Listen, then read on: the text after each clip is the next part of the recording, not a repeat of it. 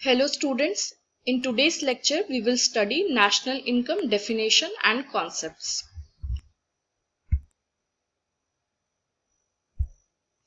आज के लेक्चर का कंटेंट है नेशनल इनकम, उसके डेफिनेशंस, नेशनल इनकम, उसके कॉन्सेप्ट्स.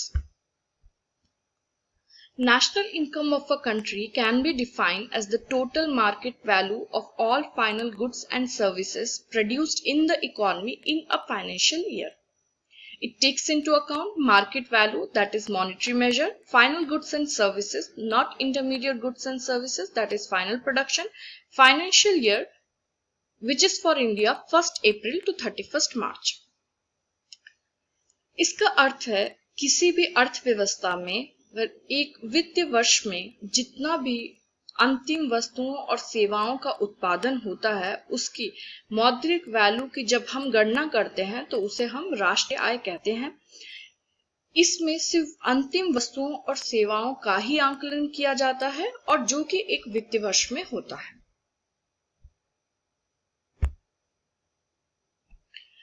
अगर हम नेशनल प्रोडक्ट और नेशनल इनकम की बात करें तो ये दोनों एक दूसरे के बराबर होती हैं और ये value of final goods and services produced को दर्शाती है. इसका अर्थ ये है कि जहां एक तरफ नेशनल प्रोडक्ट अंतिम वस्तुओं और सेवाओं को दर्शाती है, वहीं दूसरी तरफ राष्ट्रीय आय उसकी मौद्रिक वैल्यू को या मौद्रिक कीमत को दर्शाती है.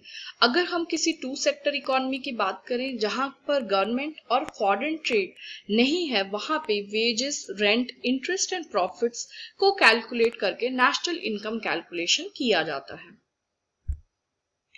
इससे पहले कि हम ये पढ़ें कि नेशनल इनकम को किस तरीके से मेजर किया जाता है, उसके कुछ इंपॉर्टेंट कॉन्सेप्ट्स को समझना जरूरी है. इस लेक्चर में हमने 9 इंपॉर्टेंट कॉन्सेप्ट्स को लिया है. First is final goods and intermediate goods, second is GDP, gross domestic product, third is depreciation, fourth is net factor income from abroad, fifth is net indirect taxes, sixth is personal income PI, seventh is PDI, personal disposable income, eighth is green GDP, green gross domestic product, and the final one is real and nominal GDP.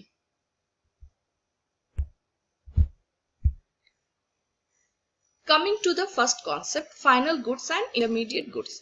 Final goods and intermediate goods को समझने के लिए हम एक उदाहरण ले सकते हैं. फॉर एग्जाम्पल, अगर हम रुई की बात करें या रॉ कॉटन की बात करें तो ये एक इंटरमीडिएट गुड है. इंटरमीडिएट गुड का अर्थ है कि अगर उस वस्तु को किसी भी प्रकार से रीयूज किया जा रहा है, फिर से उसका इस्तेमाल करके दूसरी एक वस्तु का उत्पादन किया जा रहा है, तो उसे हम इंटरमीडिएट गुड्स कहते हैं.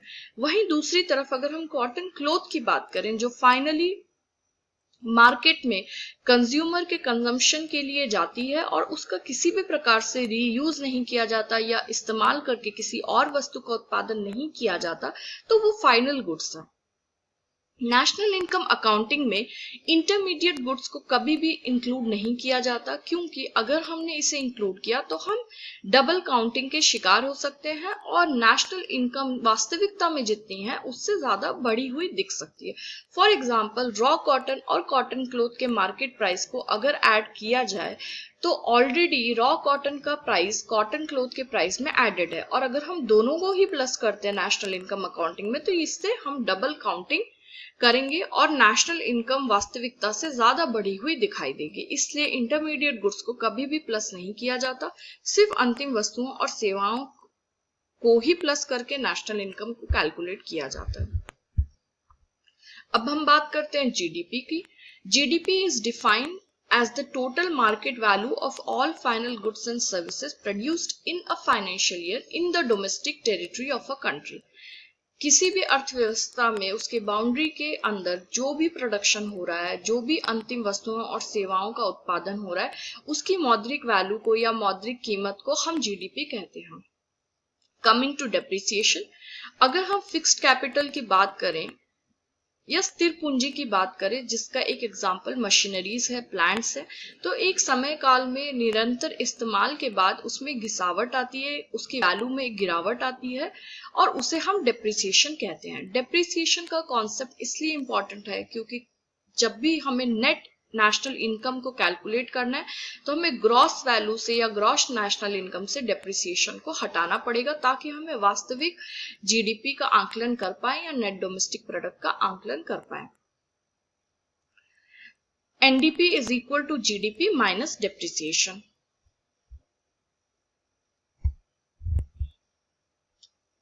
Now we come to the concept of net factor income from abroad. Net factor income from abroad को समझने के लिए पहले हम ये समझते हैं कि फैक्टर इनकम क्या है।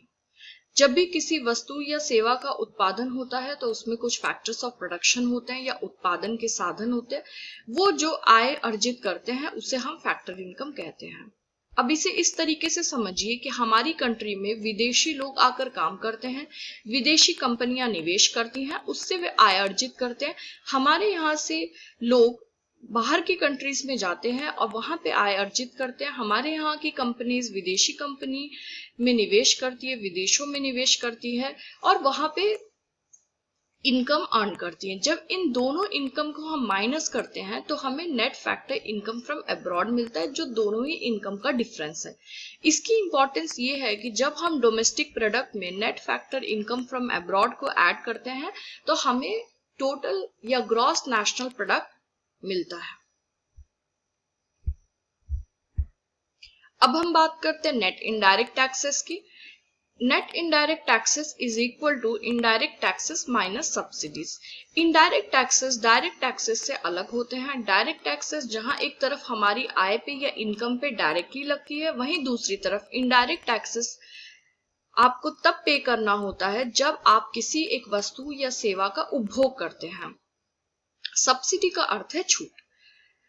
नेट इनडायरेक्ट टैक्सेस का कॉन्सेप्ट इसलिए इंपॉर्टेंट है कि जब हम national income at factor cost and national income at market price का कैलकुलेशन करते हैं तो उसमें हमें नेट इनडायरेक्ट टैक्सेस को यूज करना होता है। National income at factor cost shows how much it cost society in terms of economic resources to produce net output, whereas national income at market price takes into account net indirect taxes. National income at factor cost में जो भी वस्तु का उत्पादन होता है उसमें लगने वाली कुल लागत को हम national income at factor cost के कैलकुलेशन में यूज करते हैं। दूसरी तरफ जब हम किसी वस्तु को मार्केट पे लेकर जाते हैं तो उस पे किसी भी प्रकार का टैक्स लग सकता है या किसी प्रकार की छूट या सब्सिडी भी मिल सकती है। इसलिए जब हम national income at market price calculate करते हैं तो इसमें हम national income at factor cost में नेट इनडायरेक्ट टैक्सेस को ऐड करते हैं, या हम ये भी कह सकते हैं कि एनआई या national income at market price is equal to national income at factor cost plus indirect taxes minus subsidies. अब हम बात करते हैं पर्सनल इनकम की, पीआई की।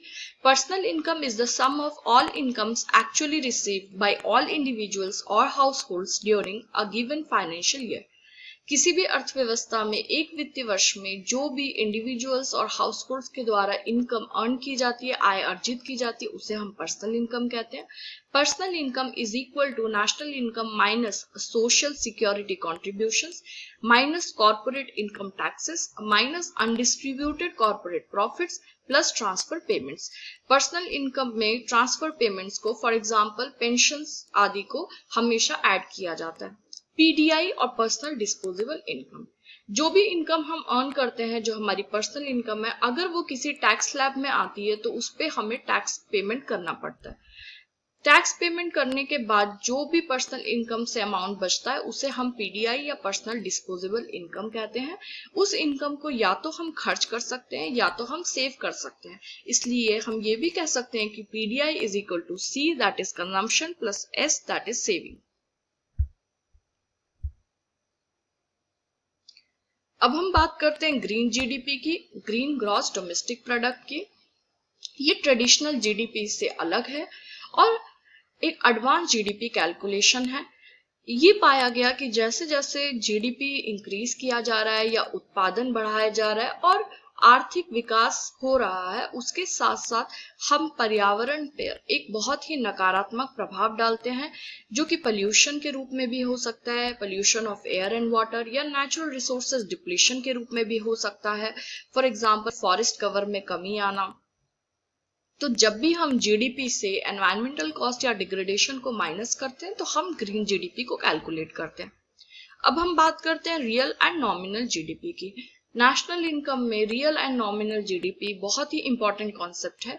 Nominal GDP is calculated by using the current market price, whereas real GDP is calculated on the basis of base year to estimate the true change in production by eliminating the effect of change in prices. It is also called NI at constant prices. Nominal GDP का अर्थ है जब भी वस्तुओं और सेवाओं की गणना की जाती है, अगर वो उसी वर्ष के मार्केट प्राइस के द्वारा की जाती है तो उसे हम जीडीपी एट मार्केट प्राइस या नॉमिनल जीडीपी भी कहते हैं। अब इसे इस तरीके से समझिए, अगर 2018 और 2019 में जो भी अंतिम वस्तुओं और सेवाओं का उत्पादन हुआ है, अगर उसमें किसी भी प्रकार का परिवर्तन नहीं हुआ, लेकिन 2019 में प्राइस लेवल या कीमत दर में 2% का उछाल आया या बढ़ोतरी हुई, उसकी वजह से हमारा नेशनल इनकम बढ़ा हुआ दिख सकता है, जबकि नेशनल प्रोडक्ट किसी भी प्रकार का चेंज नहीं आया। इसीलिए रियल जीडीपी कैलकुलेशन करने के लिए हम प्राइस चेंजेस को देखते हैं और एक बेस ईयर को लिया जाता है जो कि करंट ईयर से कुछ साल पहले का वर्ष होता है और जिसमें बहुत ज्यादा कीमत दर में उतार या चढ़ाव ना आया हो। इसको लेने से हम ये देख सकते हैं कि वास्तविकता में प्रोडक्शन में या उत्पादन में किसी प्रकार का चेंज आया है या नहीं आया, वो चेंज पॉजिटिव है या नेगेटिव है। इसलिए इसे national income at constant prices भी कहा जाता है। This is all for today's lecture. If you like the video, press the like button, and for upcoming videos and notifications, subscribe the channel.